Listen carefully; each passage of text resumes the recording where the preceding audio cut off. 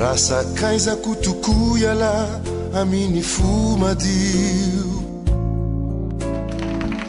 ividiano toka tapany aho imamoko anio aza sainy la miresakao fa tsy tantiko efa mila toitresaka ny ato anatiko de vonoy fazarehitra ireo jiro ireo aza sy ny lady hevitra fa avelao eo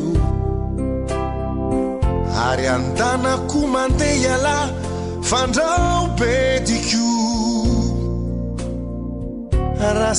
sendra reny ala ny redirediko de akatony mora io varavaran'io ndao misy manakora fa mamoao an'io amin'io toka io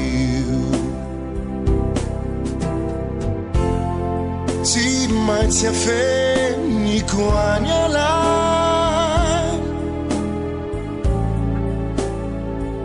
tena adalana ny ay na zandrikely ty ay sy tsy foko aza tsy afaka ho ilaza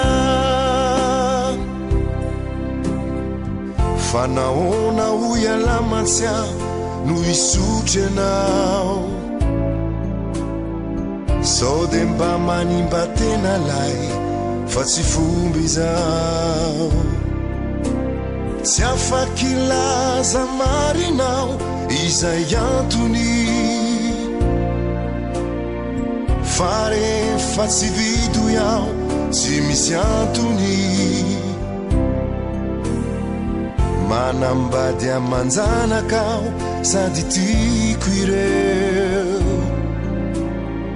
sy mba matsiaro lanakao miasa ho an'ireo saingy angamba tontombitanao ka miavaka